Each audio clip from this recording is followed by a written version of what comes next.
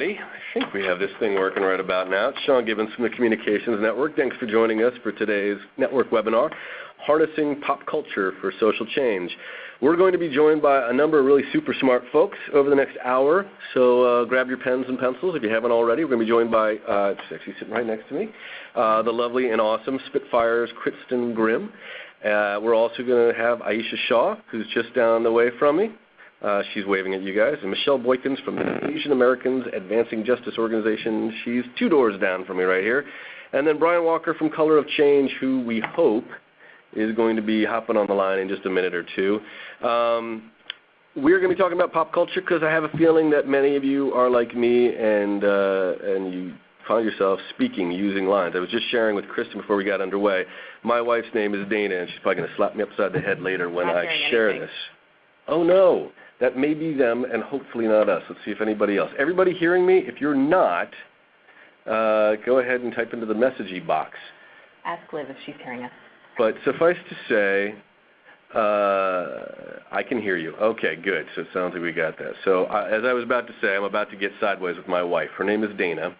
And whenever my lovely wife, who is always very even-tempered, finds herself in a somewhat unagreeable mood, I refer to her as Zool, which for those of you who go deep with the Ghostbusters would know that there's a great line where the Sigourney Weaver character, Sigourney Weaver, becomes this demon or god or demigod called Zool. And so the first time this Zool character kind of emerges, Bill Murray is hanging out with her, and she's levitating over his bed like 3 feet. And he says, I'd like to talk to Dana. And she says, there is no Dana, only Zool. And I do that for you because I do that all the time in my house. My children actually know their mother as Zool when she's in that mood. Pop culture, I think, lives all around us. If you were like me, maybe you lined up and actually got those tickets to see Black Panther before it officially opened on the Thursday night. These are the big touch points. These are the things we use to connect with one another around the water cooler. It's incredibly potent and powerful and an enormous driving force in helping us, some of the narratives shape the way what we're thinking about and what we're doing. For instance, just think about how influential Ellen has been in advancing LGBT issues across the country. Or for that matter, Oprah, thinking about a lot of things that perhaps we weren't willing to necessarily swallow when it was delivered to us across the evening news or on the front page of the New York Times. So it's a potent lever for introducing and infecting new big ideas into the bloodstream. And that's why we're going to talk about this over the next hour. We're going to cover why it's important to be paying attention to pop culture and the conversations around the issues you care about and how you can do that. So it's not just enough to be what you care about, but what everybody's talking about. Like, for instance, I'm not really into the whole Bieber thing, but I know it's there, and I know it's something I got to be mindful of. We're also going to talk a little bit about how to join into those conversations and use them as an opportunity to elevate and advance the issues that your organization is working on, that you're doing in your daily work. And then we're going to spend a little bit of time chatting about which platforms and strategies are most useful for folks working in comms for good to connect their goals with and their work goals to the broader pop culture narrative. So I'm going to hand this over in just a quick minute, but for those of you who haven't been with us before, a couple logistical items, and the first one is we have a really full house, which is awesome. We're excited you guys are all here. If you want to ask a question, hopefully you all have had a chance to do this, but take a look down in your lower left-hand corner of the screen if you're on the webinar technology. You should see the ability to type a question in. Send that in. We're going to be keeping an eye on it, and across the course of the hour, we're going to be pausing along the way to take your questions, so you can type them in there. We'll read them out loud so everybody knows what you're thinking about, and then we'll try to come up with an answer if we've got one. Otherwise, we'll just shuffle and dance a little bit. And then if you're on Twitter, we're also paying attention to questions coming in across Twitter. The hashtag we're using for that is hashtag ComNetLive. Spell that out for you so you don't add the extra M. It is hashtag COMNETLIVE, and we'll be keeping an eye on your questions there as well. You can also, if you've got a thought or idea, or if you want to live tweet this thing, that's the hashtag we'd love for you to use so you can share it with others. As always, for those of you who've asked, of course we are recording this thing, and we'll be posting it up online at comnetwork.org. Goodness, probably within the next week or so, maybe even a little bit quicker. And you are welcome to use that and share that with all your good friends. And I believe someone asked about this. Yes, we will be sharing the presentation. Typically, if you sign up for this webinar, we share the deck with you as part of a survey and some information you get after this concludes. So stick around at the end to take the survey, please. It helps us get better at this. And in exchange, we will give you the deck for you to make use of. All right, so thanks again, everybody, for joining us. And now I get to hand it off to my good friend, the lovely and talented Kristen Grimm. Thanks, Kristen. Sean. It is great to get to talk to everybody on the phone. I have a confession, which is that I did not actually think pop culture had much to do with social change. You know, when I, as a strategic communicator, am trying to do social change, I take the news media very seriously, and then eventually I took social media very seriously. But I sort of thought of People magazine and what was on the TV and what was playing in the movie theater as something that was just totally entertainment. And I had a real change of heart about that. I started to really look at where people got their information, and it is amazing the number of people who not only were keeping up with the Kardashians, but in fact learning about the transgender issue from the Kardashians. And so about 2 years ago, I really started looking harder at pop culture, and I realized that when I had to get to speed on an issue like climate change or immigration or criminal justice, that I would go out and I would look at the media and I would find out, well, how's the media covering this issue? Who are the spokespeople? And I would go look at social media and who are the influencers? But I would just never go and look at pop culture. And so I started to look at pop culture to see, like, well, how are teachers showing up on our screens, and how are African American women showing up, and how are women portrayed, and how are immigrants portrayed? And that really changed my mind, that the fact is that pop culture is a huge force in American life, and not just in entertainment dollars. You know, it's around us all the time. It influences us whether we realize it or not. So for those of you who are like, I only, pay attention to NPR, okay, maybe, but for most people, we are humans, and we're constantly looking for clues to remind us who we are and how the world works. And pop culture provides the stories that answer those questions. And not just who we are, but who we can be. Like a lot of what we've heard about Black Panther is really this idea of a world where that is the case, and that is a place that many of us want to be. So Hollywood provides all sorts of shared experiences for people of all kinds that is both general and intimate. It's a shared experience that we've had, and it helps people to develop their opinions, beliefs, ideas, and interests. And I just want to emphasize that. It really actually gets people to think about something. And they feel like they've lived it because they watched it on TV, so they saw someone being discriminated against. They saw how, children with mental health struggle and what needs to be done about it. And these are actually the very best stories that we have out there. And so we should be using them to gain momentum. So I've really gotten religion about this, and I constantly tell people that modern communication efforts, just like now, you may not always use social media, but you, of course, are going to think about where social media might fit in. And that's where pop culture is today for me, is you want to know what shows and movies are out there. And, in fact, understanding that while today we're talking about shows and movies, that the truth is we all saw with the NFL and Take the Knee, we've seen music be able to really shape what Americans are talking about and what they think about things. So modern communication efforts are going to take a look at what's on our screens and see how that can help. So you want to look at what's up there and what opportunities they already provide. So as you're looking here, this is ABC's Blackish. This is one of the most popular shows on network television, and it deals with issues all the time. And just to give you a sense, every week 4 million people tune in to Blackish, and that doesn't even include the interactions that they do on social around it. So to give you an idea, the New York Times has 2.2 million subscribers. All right, so 4 million people every week are getting influenced by Blackish, and the question is, should you know about this and should you be interacting with it? Well, last fall they explored race, diabetes, postpartum depression, and other issues in really thoughtful ways. So if you work on any of those issues, this was a chance for you to be engaging with 4 million people. And what I would say about it is that the takeaway is using pop culture as part of your strategic communication plan is smart and effective because it's reaching beyond the bubble. A lot of these shows are going to get into audiences that you're currently not reaching. And you can figure out what the demographics of them are when you decide whether or not you're going to use them as cultural touchstones. And it doesn't have to be time-consuming, and in fact, it doesn't cost a dime. These are wonderful, the best stories told by the best storytellers in the world, and they don't have to be fully accurate for you to get to start a really important conversation about it. So you're meeting your audience where they are based on the media they choose to consume. So again, you are interacting where people want to be interacting, and we all know how important storytelling is to our messages and missions. So what we really want to do at AndACTION and I'll turn it over to Aisha to tell us more about this, is to think of using professional Hollywood storytellers' work to your advantage. So Aisha, take it away.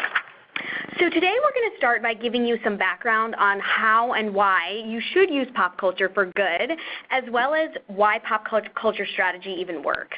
After that, we're going to provide examples of what this really looks like in practice. You'll be able to hear from our partners at Asian Americans Advancing Justice, as well as Color of Change, and you'll be able to ask them questions about how they've used pop culture specifically in their work. All the tips we share are just examples of how this can be done. Pop culture in practice will be really unique to each organization's own communication goals. So we really want to start with you guys. What's a specific issue that you're working on right now? Go ahead and type it into the side so we can see. What are some of the issues y'all are working on the phone? Stopping charter schools from displacing public schools. LGBT. Health insurance education, the DREAM Act. Wow, you guys are civic engagement, global health, inclusion and entrepreneurship. Man, I can't even keep up. This thing is just blowing up. Wow. Deforestation, gun control, gun safety, people, gun control doesn't work. Ending hunger, closing Rikers, organ donation. Wow. I'm suddenly feeling really humble sitting in this room with you guys. This is awesome. Parental leave. Yes, please. School-based mental health. Yes, please. Ending factory farming. Public schools always slammed on TV. Racial justice. Yes, please. Indigenous rights. Man, disabilities. Financial aid.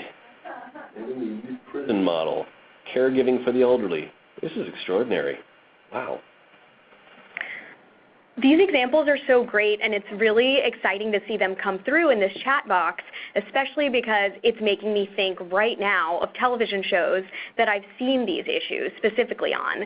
I don't know if anyone watches This Is Us, but it seems like caring for the elderly isn't necessarily something that we've seen on TV very often, but this past year there was an entire storyline about Randall, one of the main character's dads, who comes to live with him, and whether that's the right thing for Randall to be doing. And as we think about immigration, going forth, there are 2 shows that I know right now that are going to be produced by Gina Rodriguez, who's a Latina actress, and she's producing 2 shows specifically about immigration and how they affect young people.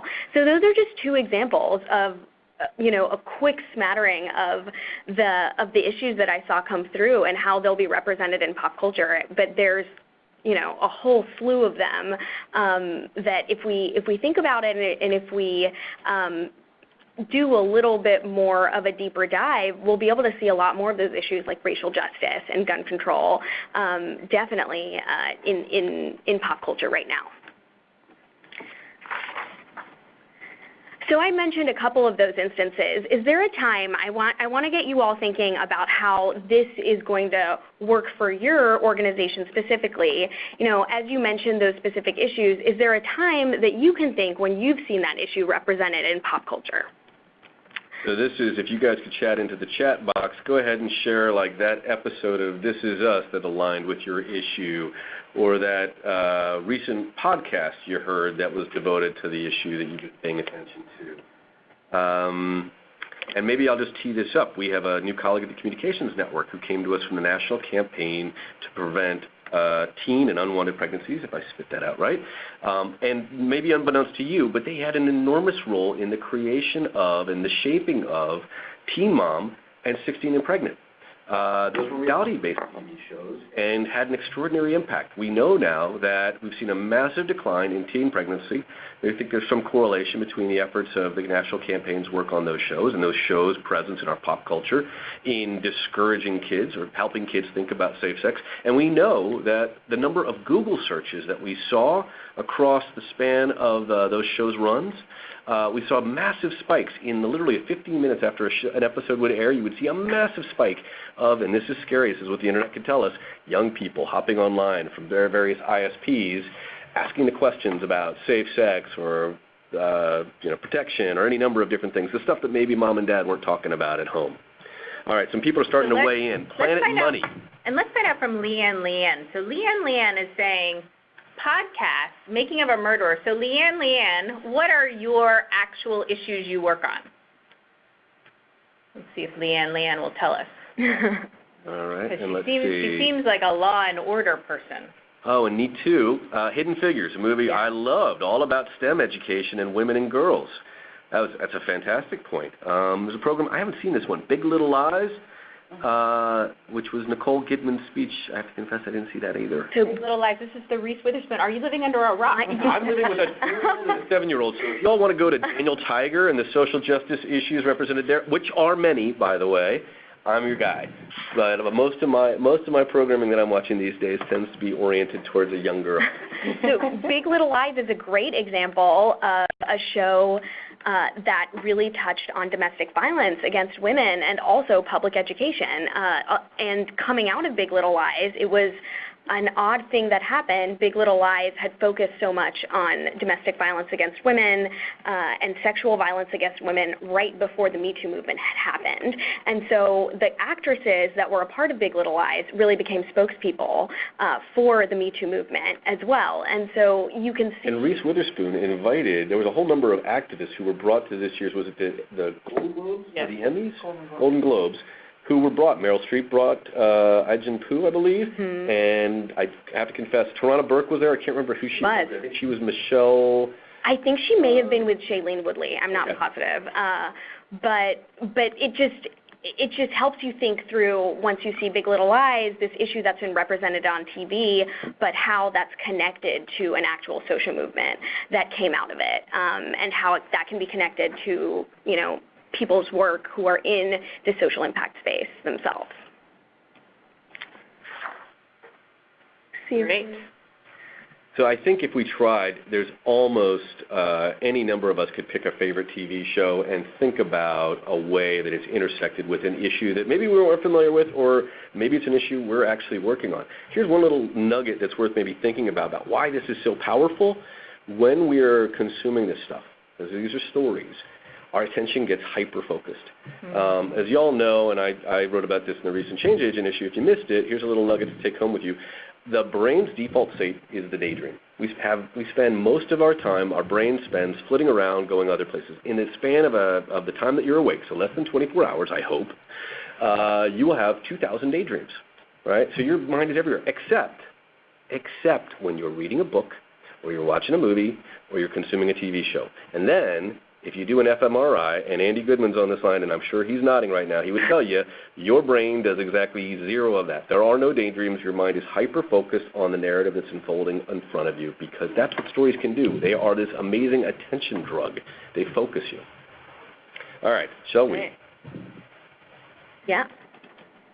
So getting into a little bit more about understanding strategically. So we're not saying do pop culture for the sake of pop culture, right? We're not just saying like, oh, everybody's talking about it, so you should do it too. We're saying like be really specific. So if you look at the opportunities, you want to say, okay, so on Riverdale, there is an ongoing character who is young and gay, and they're really exploring his sexuality. So a couple things are going on there. One, you're putting a character up who's very admirable and respectful, so it's really offering that to other young teens who are probably going through a very similar experience, and a lot of them are going to be talking about it for the younger audiences. In addition, you're also seeing a lot of role modeling happening around him. How are other teens treating him? The respect that happens, the fact that violence is not okay. So there's all sorts of ways for you to be able to use this very popular show among a certain demographic to do that. Same thing when you get into the Mindy Project. And she is in a long line of women in the workplace. So I grew up, with One Day at a Time being on this show, and what you realize is that was the first divorced woman ever on TV. So that's breaking all sorts of social norms. It's actually getting you to see that this woman is very loving and has daughters and has relationships. And so Mindy now is a female physician of color who's a partner in her own practice in New York City. So, you're challenging stereotypes. You're doing some of the really important things that we need to ultimately get workplace equality. Or as many of us have seen, as we look at Black Panther, and one of the biggest things here is that we have a Black female general. And we just don't necessarily see that a lot, that these are all military women. And so this idea of like what roles you can play in society and who is considered the best warrior. And so this really expands your mindset. I'm going to go deep geek on you. She's not only the general, she is the fiercest fighter in Wakanda. She's tougher than the Black Panther. Exactly. Exactly. So let's take a look at the next slide, which will tell us in specific, and since you've mentioned Andy Goodman, I will too. So storytelling is really powerful, but I will say that particularly with pop culture, it does some very specific things incredibly well. It can speak truth to power in a way that is depolarized. So the truth of the matter is, while different people may feel differently about immigration, about undocumented people, that when you are able to talk about immigration in Jane the Virgin, and you're able to really experience it through her grandmother, who has a lot of fear, and what does that mean for a family, you're actually able to approach that in a very different way than when someone's watching it on CNN or Fox, when they kind of immediately go into their polarized territory, as opposed to this is my favorite show, this is their truth, this is their story. So that's a really good one. I've mentioned about challenging the status quo. If we think, oh, people that are like this do these things and we want to present a different view of them, one of the best things you can do is have a character where a person actually lives and breathes and experiences that person that way. We can actually combat stigma with stories. We've seen this happen a lot with Orange is the New Black. It's really told us a lot of different things about who's going to prison, and it's women going to prison, and why are they in prison.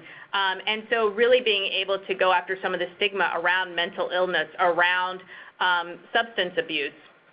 It's also a place where we can start to create a social norm. People have seen this around the Big Bang Theory when you think about women and starting to see women in STEM careers. So I would say that whether you're challenging a stereotype, sometimes trying to create a community, keep in mind that these are people who are very passionate about their shows. So on a given week, if you're watching Empire and they deal on everything from LGBTQ to race issues to workplace issues to discrimination, you know, there's up to 390,000 tweets per show. So that is a huge community that is talking about whatever is presented onto that show. And the last thing I'll say before I turn it back to Aisha is this idea about it increases empathy. When we are able to have a lived experience, so for those of you that got to see Hidden Figures, you may or may not have gotten so motivated by that fact sheet about workplace discrimination, but when you watch these women scientists who were completely discriminated against on every level, down to, you know, where they could get their coffee from and go to the bathroom, you are so outraged that the next time somebody asks you to do something, you're going to be really willing to do that. And I would say the same with spotlighting a problem, that ultimately sometimes we really need to get people focused, and SVU did a great job on a backlog of rape kits. And because they really focused on that problem, it actually turned into real-life policy, which was helping getting funding to police departments to actually test those backlog kits because a bunch of people saw it in fictional storytelling. And that's the last thing I'll say and turn it over to Aisha is people actually can accept a lot of times information in a fictional setting that they will actually get defensive and reject in a nonfiction situation. So Aisha? Just as Kristen said, what these storylines on TV and in movies do is they help you step into someone else's shoes. And so in stepping into someone else's shoes, one of my favorite examples is when Insecure spotlighted the problem of income inequality through a character's storyline. Molly, who is a young woman of color on the television show, works at a law firm in LA where she accidentally receives her coworker's pay stub. So when she sees this pay stub, she sees that it's much higher than her normal salary, and then she goes to see if anything happened, if she got a promotion, if anything changed, and she realizes that it's her coworker's pay stub, who is a white male. And despite absolutely no difference in their title or their qualifications, Molly is representative of so many women who earn less than their white male counterparts. And so Insecure spotlighted this problem in a really a really innovative way that spoke to so many other people's experiences. What AndACTION did is we used this storyline in supporting an organization called YWCA that co-sponsored the Power to the Polls campaign during the 2018 Women's March. And what we helped YWCA do is layer this storyline into their communications on social media. So they used Molly's story, and you can see a tweet here from YWCA, to share real stats about the wage gap and prompt people to keep fighting for equal pay, which is, this is one of my favorite examples of a really simple storyline that's representative of a huge issue that we're trying to tackle across the United States. And so what we'll do right now is, that was a quick example of what we're meaning about spotlighting a problem, and now we'd love for you all to ask us questions about how this work has been done before, and any more questions about the theory behind pop culture. So please have those roll into the chat box. Justin asks a question. It says, is there a resource that currently exists where you can search for a social issue and find what the relevant movies, television shows, etc. are that are addressing that topic in real time? So I think that the most useful way of finding your issue in pop culture is to tee it up in a way that you would look for news headlines almost. So while a specific search database may not be useful for you to just look for pop culture storylines, what you can do is you can look for pop culture in the same way that you would be looking for news. So say your issue is immigration reform. What you can do is you can set Google alerts, which are news alerts essentially, with immigration reform and movie, or immigration reform and television show, excuse me. So anytime that your issue of interest is represented, you don't have to go looking for it, and instead it just comes straight to your inbox via that alert. And so that's really how we try to train people on keeping their eyes out for these things, because then it's less of a lift on you trying to ensure that you know everywhere pop culture, and instead it's coming straight into your inbox in a similar way. And just to add, there's a lot of trades, Hollywood Reporter, et cetera. They're really going to tell you what's in production way far out in advance. Like, we knew that Flint was going to be coming out as a movie, more than a year in advance. So a lot of times you can get really advanced notice. There's also a lot of really good wrap-up coverage around when the new TV shows are going to hit in the fall. And there's extensive coverage in all of these publications. So paying attention to the trades with your issue is another great way to make sure that they're part of your Google alerts. That's an outstanding point. Jessica asks a really smart question, which is, are there any copyright issues with using images or GIFs? Am I pronouncing that right? GIFs. I'm going to call them GIFs. I don't even know why I asked. From shows. So in other words, did the YWCA somehow get sideways because it pulled out what looked like a GIF in that last tweet? That is a great question. So there are absolutely copyright issues with using images specific to movies and television shows so that for your own promotional use. So whenever we use a clip or a picture from a movie or television show, we make sure to credit it, because if you're not, that is a copyright issue, because you're using that that production company's resources. And so what we try to teach nonprofits is that absolutely make this image driven. Make sure that you're showing people what they recognize as you're talking about pop culture, but ensure that you're crediting either the publication that you've gotten it from. So say you have a screenshot from a link to a Hollywood Reporter article, make sure that you're crediting that on any of your collateral. What we had right here on the Insecure GIF was that we actually tagged Insecure and we tagged HBO. So we're giving them the credit right there in that tweet for that GIF and for that storyline. And a lot of what we're doing is trying to lift up the stories that they're putting out there too. So there absolutely are copyright issues, and you have to be really wary of that, which is why you should credit as often as possible. And I can get into a little bit more specifics of that a little bit later on, but that's a great question and a really smart question to ask. So Alana asks, and I think this is about the art of bullying as well, is, how do you tie your issues to pop culture without it feeling too opportunistic, right, or feeling like a non sequitur? Absolutely. You guys are making this easy for me, because these are all really, really good questions. So something that we tell nonprofit communicators is that while your issue may be represented in pop culture, it may not be represented with the accuracy that you talk about your own issue, right? So say that Blackish, as Kristen said, touched on postpartum depression, but they didn't really show the whole story of what it is to experience that. And that is where I think that opportunistic view of it comes in. It's like, oh, I'm really excited that people are talking about this. I'm really excited that, for example, 13 Reasons Why started a whole conversation about mental health, but they didn't really depict it in a very responsible way. So I think that that still provides a great opportunity to share more information about the work that you're doing.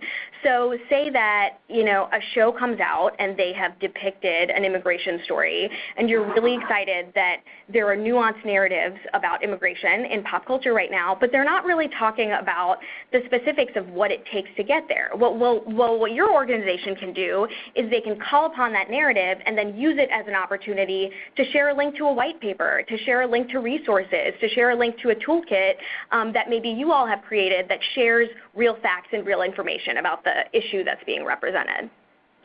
So Renata has a question. It says, is there a way to determine who the audience is of a particular show or podcast? So in other words, maybe we know that Blackish pulls in 4.4 million viewers, but do we know anything more than that? Do we know if it's mostly women? Is it mostly men? Are they older or is it younger? You know, where are they living? All that good stuff. Is there any sort of demographic or ethnographic data about these television audiences, as a for instance?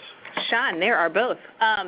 So you can get the media kits because all the people want you to advertise on these shows, so you can just go to the network that it's on or the studio that's putting it together, and they will tell you what the demographics are. So if I went to warnerbrothers.com, I could find out what Harry Potter's demographics are, and they'll tell you, like, Harry Potter 6 pulled in 77% of its audience was 15-year-old boys living in Gloucestershire, England, who like puppies, or something like that. Yes, exactly. And there's people like Nielsen and others that are tracking regularly. And so you can go find out, and you can even go look at, maybe back engineer that, like what are the most popular shows between 18 and 24-year-old males, and you can find that. The other thing you can do is go onto the social media platforms. So if you go into Facebook and you say, hey, I want to run ads among 18 to 24-year-old men who are actually posting and writing about Black Panther, it will tell you how many people are in that market for you.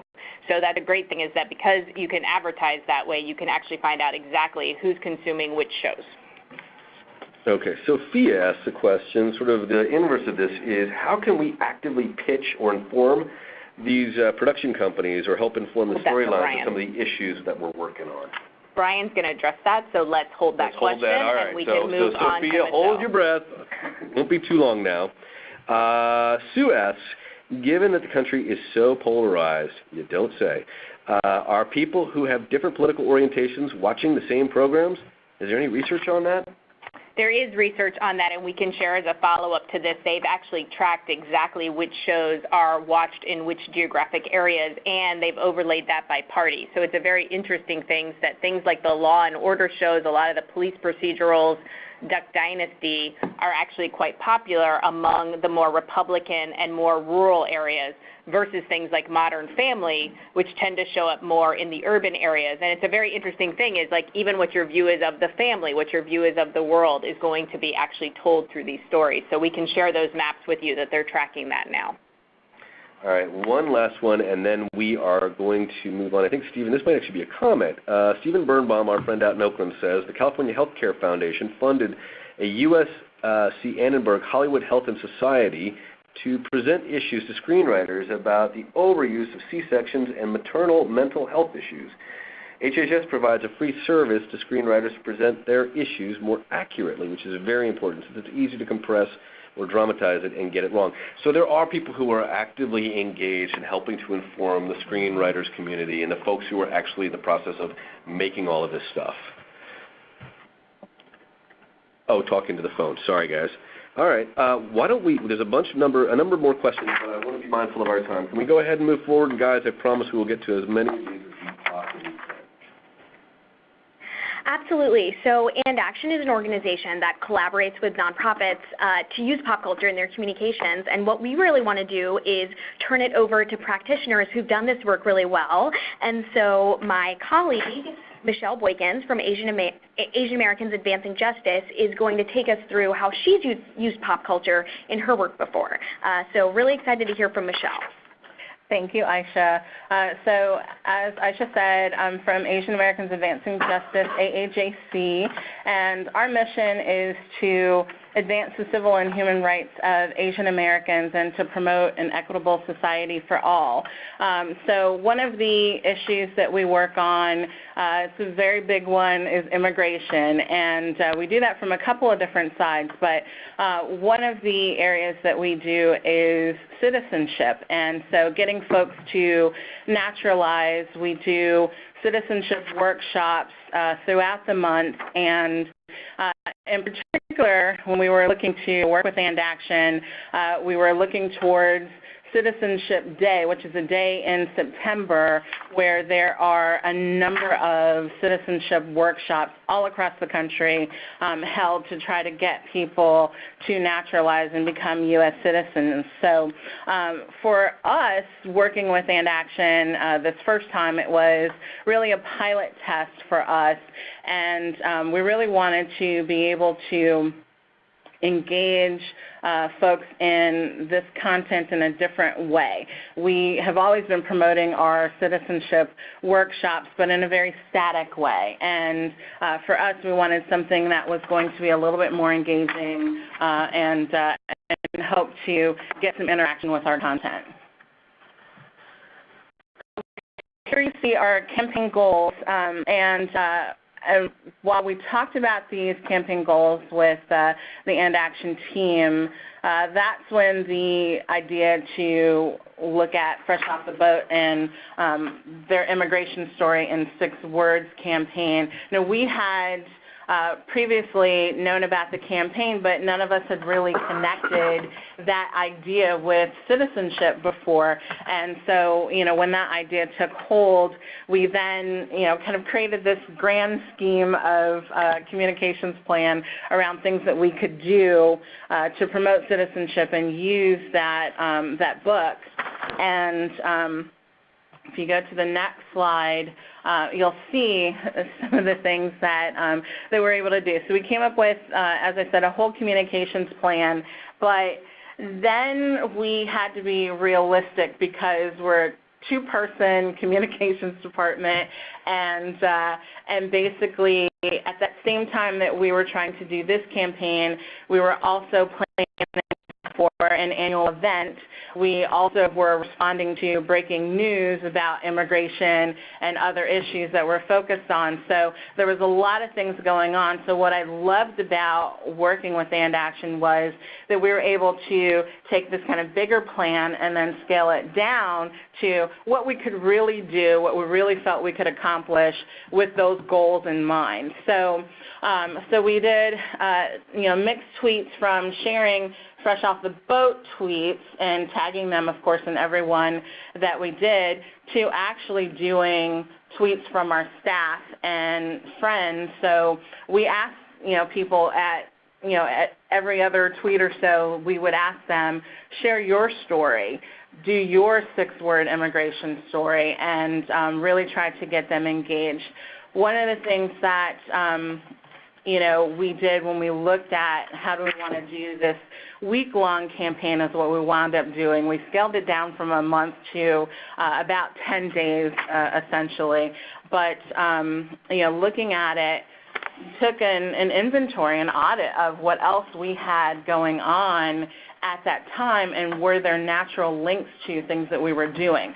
So we were able to use our leadership summit. We had youth leaders who were coming in all across the country, and we had them here. So we took time out and did an exercise where we said, write your story or your parents' immigration story in 6 words. And so the piece that you see here is one of the young people from the summit who wrote that, and we turned that into a graphic and we used that.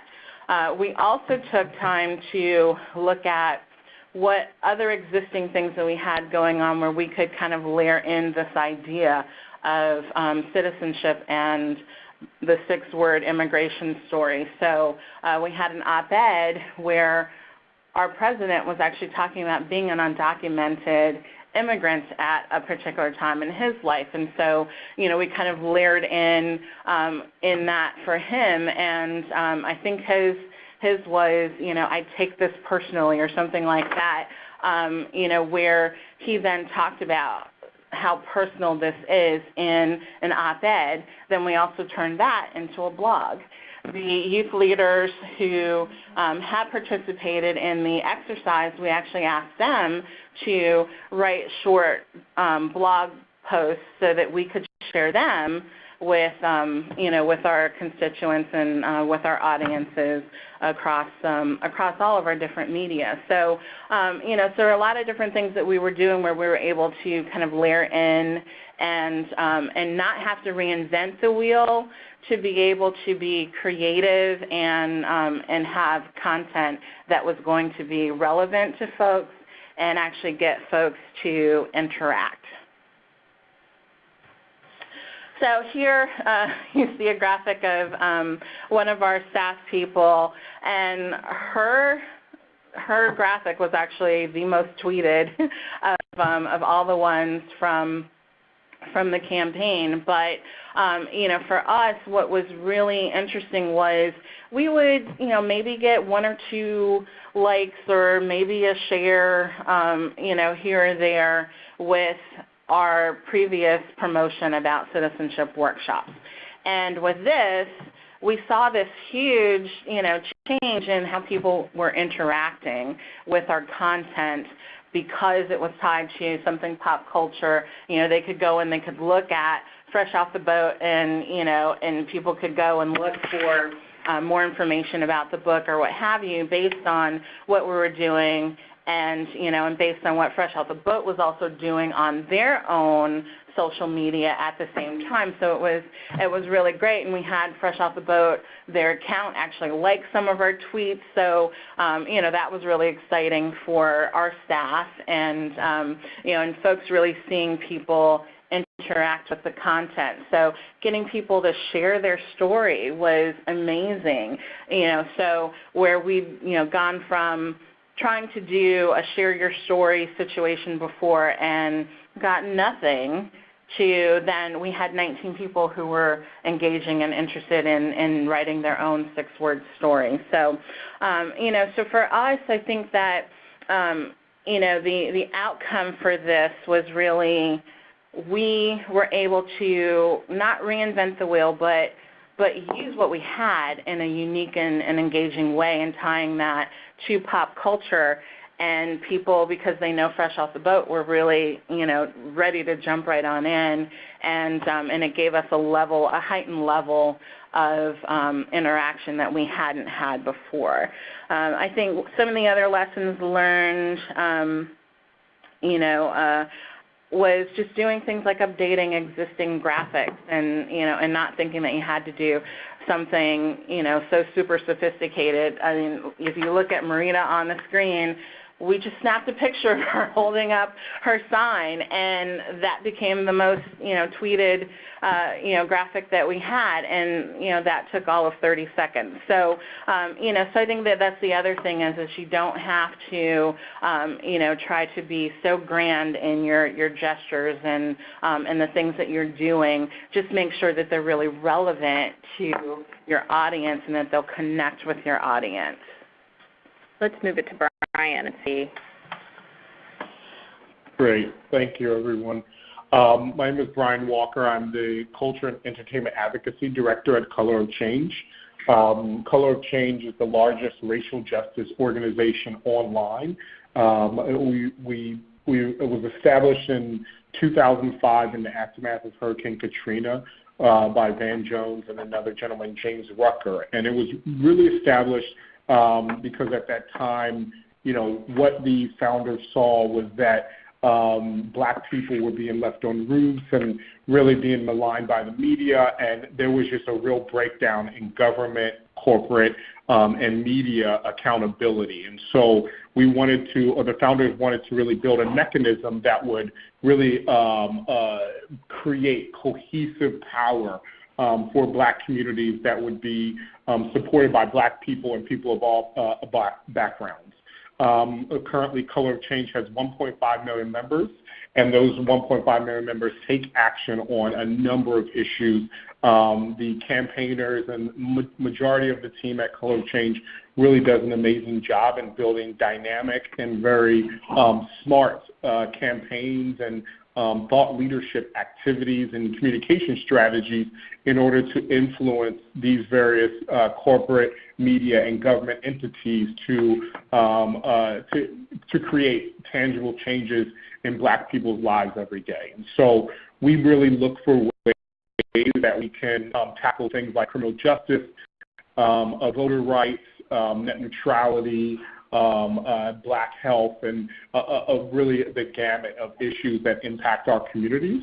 And what we do is we also have developed a new area, our Hollywood Culture Project. A few years ago, I helped to launch in 2015 a strategy that would both run our outside and inside game in Hollywood to change the power structures and the incentives in Hollywood in order to create more accurate, just, and humanizing depictions of Black people. Because what we see is that the depictions that are portrayed and are distributed on channels across television, film, digital, really impact the way in which teachers, lawyers, judges, police officers, doctors, and really the variety of decision makers in society and the way in which they interact with Black people.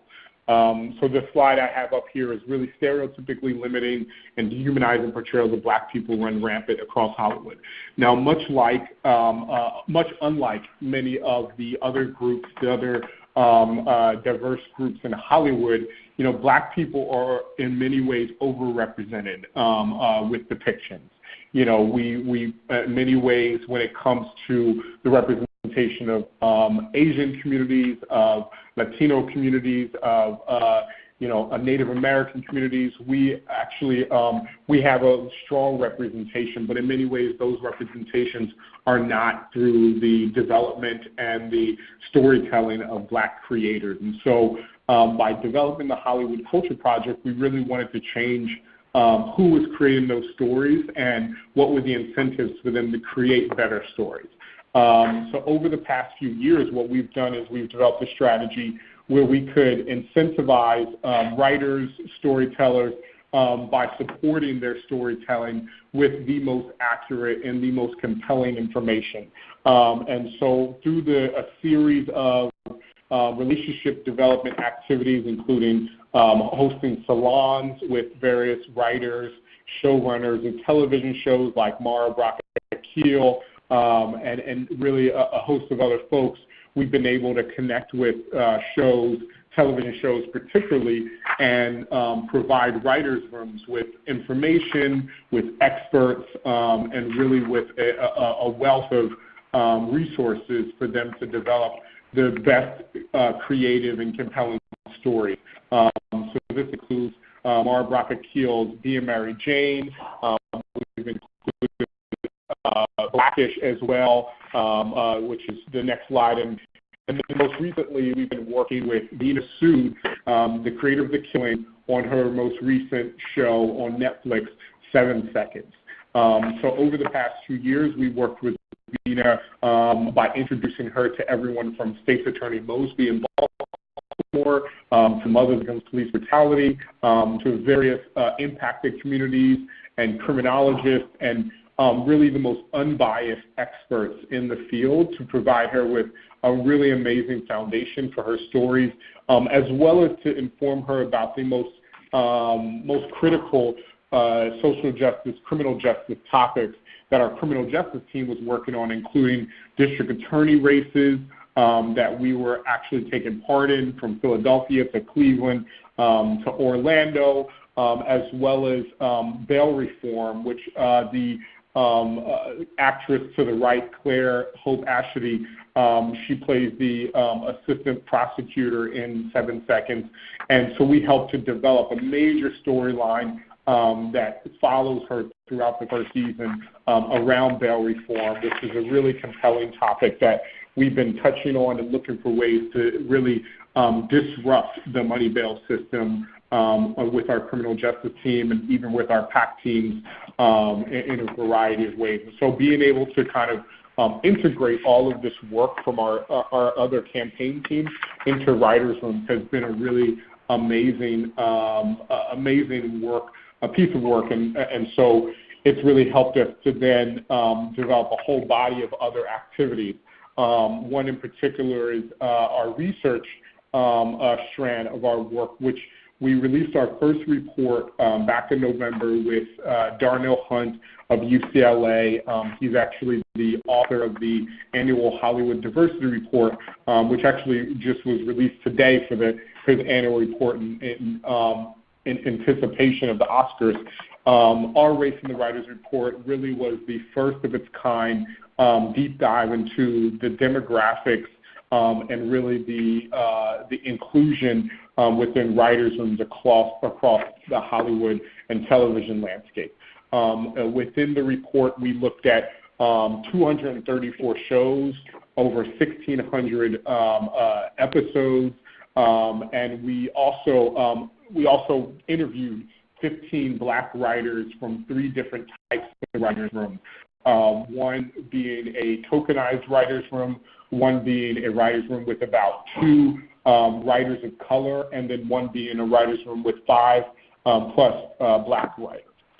Really to understand where the power lies and what type of influence that Black writers who are in these different types of writers' rooms have when they have the ability to influence storylines in these spaces.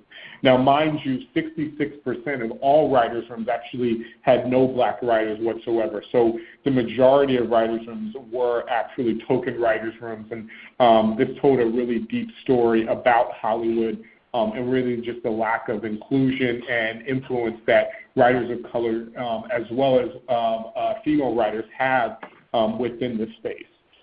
In addition to really our work within writers' rooms, we also are supporting a variety of storytellers and networks and studios on really amplifying great content, whether it be our latest project with A Wrinkle in Time at AMC to help drive individuals to buy tickets for young boys and girls from underprivileged communities, to even ways that we used the mayor last fall on ABC to, in partnership with Every Voice, to lead a conversation online.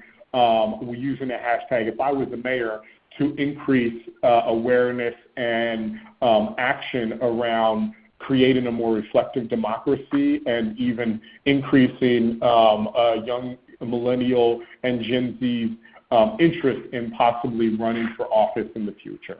So really utilizing a whole wealth of tools and resources and strategies to help influence pop culture in ways that then can help influence the social justice community and the work that our campaigns teams are doing is really the core of our Hollywood and pop culture work. I can leave it there. Great. Terrific. Thank you so much, Brian. I know that we had one question from you earlier, and we're eager to take questions from our participants for you and Michelle. So, why don't we start with Cecilia has a question here. It says, how do you ensure that your message is being spread outside of the echo chamber? So I'm trying to think of sort of a concrete example of this. Maybe, Michelle, an example might be, fresh off the boat is, I'm going to venture a guess here, not a huge show in Utah. Mm-hmm. How do you make sure that that message is spreading out? And you aren't just talking to folks who are already fans of the program or already part of the community. Mm-hmm. Well, I mean, for us, we looked at all our different avenues to be able to to do that. So not just within our followers, but asking partners to share that content to expand the network of people that we were talking to, you know, also sharing the blogs with media, with reporters, you know, sharing that information beyond that. When we were doing a press briefing, we talked about it, you know, as well as another way to be able to get right about it, which would help expand our audience as well beyond just our followers and our network. All right. Michelle has a question. Think, she says, sorry. Oh. Go ahead, please, Brian. No, sorry. I think one of the great things is obviously we do look for ways that we can diversify our audiences as much as possible, utilizing different channels. So as Michelle kind of mentioned, you know, our goal is whether it's connecting with a New York Times op-ed, considering that audience, or whether it is working with Grey's Anatomy and that audience. I think there's still particular interest in making sure that our core audience understands these topics fully.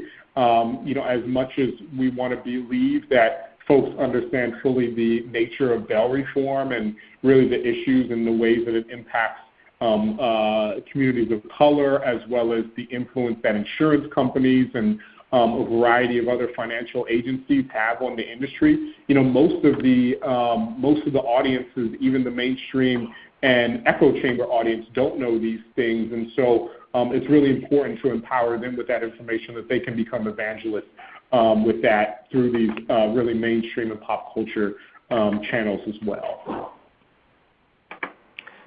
Jessica asks, is there an effective way to engage actors and actresses themselves, folks appearing on these programs, to champion your issue? Her organization has tried reaching out to the agents of these folks, but hasn't had much success. So is there a way to make sure that Ellen or Nicole Kidman or whomever it might be or you know, Chadwick Boseman are paying attention to your thing? So I'd love to answer this from like a small fry perspective, and then I'll let Brian answer it from his perspective too. But at least for me, you know, I have worked in smaller nonprofits before, and so I know that while I may not be able to get in touch with someone's agent, what I have been successful in doing is tweeting at an actor or an actress related to a specific show about a storyline that they were featured in a way that lifts up the work that they were doing and lifts up the work that I'm doing, and trying to get that retweeted and trying to get that conversation going or trying to get it liked. Because even though that seems like a really small step to be dipping into the pool, what happens is if you're able to get retweeted or if you're able to get liked, you get so many more eyes on your issue. And as we're talking about this echo chamber, I think, you know, as we try to diversify our own social media followers and followings, while you know, maybe I'm working on an issue about child welfare, if the person who I'm trying to engage doesn't follow me necessarily, they may follow this actor or actress who's been featured in that storyline, and they'll see it on their feed, which will drive eyes to my work and my website and my social media feed too. So that's just a small way that a nonprofit or a social impact organization could try to engage with celebrities and actors and actresses that I found has been kind of fun and successful at times. Yeah, and I look at it from a very influencer marketing standpoint, you know, whether you're at a kind of a for-profit organization. You know, I think you want to be as expansive as possible when you think about what type of influencers you want to engage. Obviously, it's just much harder to engage A-list celebrities and talent. So really looking at ways that you can tap into emerging talent, you know, whether it is retweeting their content, looking for intersections and what they might share with the topics they might share. Be very intentional about the influencers that you do choose, and make sure that they have an interest in that particular topic, and try to engage them, whether it be on Twitter. Also, publicists, I think, are much easier than agents. As much as publicists can be harder, they in many ways can be a lot more responsive, because they are looking for opportunities for their clients to be engaged with communities and have a bigger public presence. And that's why I think it is important to really choose the talent that you're looking for as really great as possible. We had a really great engagement when we did If I Was the Mayor campaign, and that was a completely, very new campaign. Obviously, it included Color of Change and a number of other partners, but it really was a whole new, Twitter handle and all new accounts and all these different things. And it was just really about being timely, about engaging the various actors on the show who are themselves a really emerging talent. And many of them did retweet and follow and support the conversation that we were developing online. And I'm just going to add one thing, because I was going to suggest publicists, as Brian said, but also think about the folks who are in the media diversity sections of these different major companies, and and look at tweeting at them, following them, and starting to share some content that you're then tagging them in because you feel like there's relevance to the work that they do. So we've started doing that, and and so sometimes you get a lead just based off of doing things like that. Look for those influencers that you can also connect with. Timothy, who weighed in here, he said, I'm a former Hollywood assistant, and I'd suggest that managers can be more effective and persuasive with actors than their agents. So if they have a manager, perhaps reach out to them and that seems to jive with, I'm trying to remember, what was that show with Vince and Eric and Turtle? Entourage. Thank you, right? No one wants to talk to Ari. You got to talk to Eric. That's right. So go find the Eric of the person you're trying to reach, or maybe even Turtle. I think Turtle is kind of the power behind the throne, truly. All right. There was a little pop culture reference, people. We have just a couple slides left. You all are being very generous with your time. We're going to go over a little bit. Please bear with us. If you can't stay with us, we are recording this, and we will share it out afterwards. We're just going to go to the key takeaways. Let's go to the key okay. We're going to jump right to the end. Let's go to the key takeaways. First, thank you all so much for listening to what we had to say here. And if there are three things that I want you all to keep in mind, it's that pop culture is doing a lot of the heavy lifting here as far as representing all of these social issues. And we're seeing more and more news headlines kind of turn into movie and TV show storylines. And because of that, it really makes sense for social impact communicators to use it as a tool to talk about their own cause. And of course, as we said, this will be really individualized to your communication goals.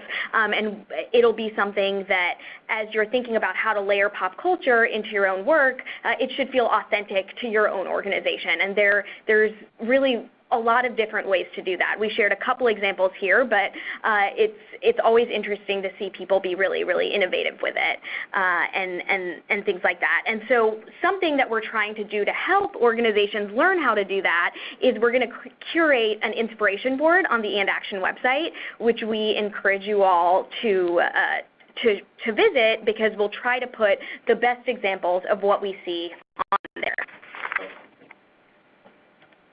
And if you'd like to get in touch with us to learn more about that, here are some ways that you can contact us through email or through Twitter. I check our Twitter DMs because sometimes people slide in there. So I really, really appreciate you taking the time to learn from us. And this is a learning journey for us too. We're constantly seeing how this work is being done elsewhere and eager to share it with everyone. All right. Well, thank you to Brian, to Kristen, and Michelle, and Aisha. I think I learned a lot over the course of the last hour. We're going to go ahead and wrap it up. You're going to get a survey in just a second, and I hope you all, for those of you who joined us, I'm guessing you're kind of curious about this, but you may be even at the end of this hour saying, yeah, that sounds all so great, but it's not us. We're a very, very important and very formal organization, and I would just remind you something that some of our friends over at The Atlantic shared with us a while back, which is what they call the high-low strategy, which is The Atlantic has found tremendous success in taking very sort of high culture issues and marrying them to low culture or pop culture things. So like all the things Fred Flintstone could teach you about the Federal Reserve System. most likely you're going to pay a lot more attention to that than a nice, boring, long-form piece about the Federal Reserve. The inverse is also true. They often take low culture stuff and put it into high culture things. So like what Kim Kardashian can teach you about Beethoven. They find that that is a tremendously effective thing, and if it works for the Atlantic, which has been around since 1857, it ought to work for you. So I know some of this may seem a little outside of your comfort zone, but I would encourage you, that's where great work happens oftentimes, is being creative and taking some risks. And as you can hear just by the fact that we're having these folks here today, it's something we certainly think is worth you exploring. So thanks to everybody for your time. We'll be back again fairly soon. If you are a network member and you have not yet, I'm going to jump back to this slide super duper quick. If you have not yet sent in your breakout session proposal for ComNet 18, you got till Friday, so you got 3 more days to pull that together, and we hope to see you out in San Francisco towards the end of, not the end of October, middle of October, October 10th through the 12th. More information at comnet18.org. We'll see you soon. Thanks, guys.